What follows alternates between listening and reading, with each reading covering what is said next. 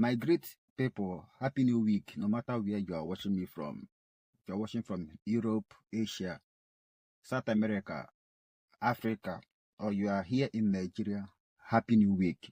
I wish you all a successful and productive new week. And if you're a Chelsea fan watching me, I pray your heart heals. We need that prayer seriously. Tomorrow, we are taking on Jose Mourinho's Benfica bet. In the next video, we talk more about that Chelsea versus Benfica game. In this video, let's talk about Chelsea Football Club with regards to ENZO Maresca. And let me first of all ask this question. Are you in for ENZO Maresca out or ENZO Maresca to stay? This is the ongoing debate. So many people are clamoring for the sack of ENZO Maresca. Others want him to stay because we are having a rough patch. I was having a discussion with a friend. That should be when Pochettino left Chelsea and Maresca was brought on. I told my group, our issue is not the coach.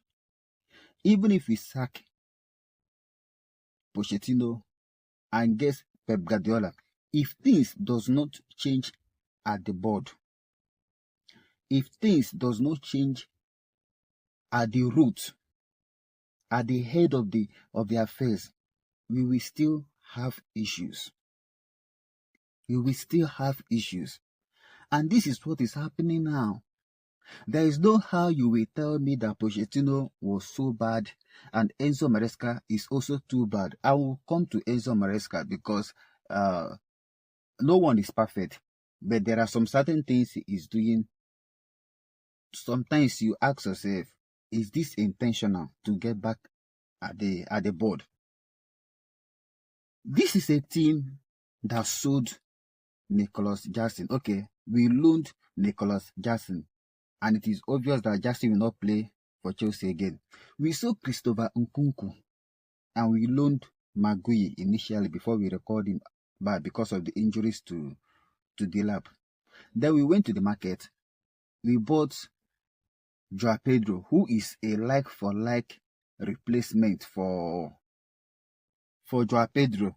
None of them are strikers, but they can play as a striker. They can also play from the wings and also at the attacking position. But the fact still remains that Joao Pedro is a number 10, not a striker. We also signed Liam Delap. What happened? Chelsea had a serious issue. Liam Delap got injured. But the good thing about the injury is that the injury came when the window was still open. The injury to Liam Delap came when the window was still open. Chelsea had the opportunity to sign whoever they want to sign. But Chelsea made a decoy attempt. I want to use the word decoy because I know their attempt to recall Nicholas Jackson was just a bluff. They were not serious. They knew that it was over between them and Nicholas Jackson before they opted for Maguire, who we have not seen since then. We have not seen Maguire since he was recalled back from Sunderland, where he was getting few minutes.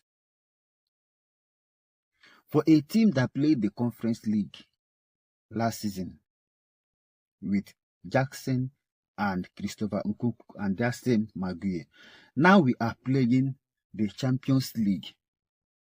But the board decided to recall Maguire to support Joao Pedro, who is not a striker. Meaning we are going into the 4 competitions, especially the Champions League, with only one natural fit striker, which is Maguire. Joao Pedro, like I said, is not a striker. He is just like Obama. They can play as a striker, but they are not strikers. Chelsea decided not to sign out-and-out striker. Let's compare it to Liverpool. Liverpool won the league. They sold Luis Diaz. Diogo Jota passed away in a tragic accident. May his soul rest in peace. How did Liverpool, who won the league, how did they respond? They signed two of the best strikers in the world, Ekitike. And the Hugo Ekitike that Liverpool signed was initially linked to Chelsea, but Chelsea decided not to pay the fee. Ekitike signed for Liverpool. It did not end there. Liverpool went ahead to sign the Premier League second best striker behind Erling Haaland. They signed Alexander Isak. For a team that won the Premier League, they were still ambitious enough to sign two top strikers. That did not end there. Let's go back to the defense. Our best defender in Levi Colwill that has an integral role to play in the system that we are playing. Levi Colwill got injured. Again, he got injured when Chelsea had options. When they had opportunities to sign a replacement. Maguire is there. Chelsea product at around £45 million, who for me is even an upgrade to Levi Colwill. A left centre back, Premier League proven, one of the best central defenders in the division. We are playing the Champions League, and our best defender got injured.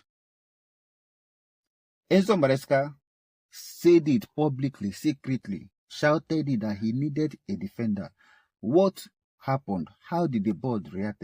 How did they respond? They told Enzo Maresca to find a solution internally.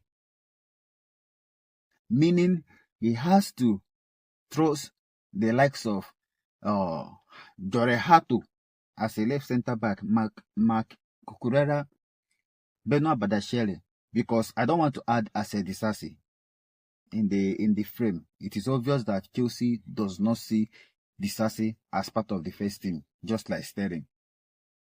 They did not sign a defender for a team that struggled to make the top four. It was by a miracle that we made the top four. It was a miracle. The board showed lack of ambition to invest in the proper areas of the team. Enzo Maresca himself is not covering himself in glory. I know the board did not support you. They did not give you the right equipment, the right ingredients to take Chelsea to take Chelsea to a greater height. But you as the manager, the decisions you make, you will be judged by the decisions you make, not the decisions of the board. Because the players available to you were bought by hefty amount. Benoit Badiashile cost about £40 million. Josh Ashempong is an academic graduate. Dorehato cost us a fortune. If the board decides not to sign a defender for you and an experienced striker, because Maresca talked about Liverpool signing ambitious signings, making ambitious signings, but if the board does not do all these things, then you have to make the right calls so that when the right calls does not yield benefits, the fingers will not be pointed, the accusing fingers will not be pointed at you. It will be pointed at those that doesn't want to support you.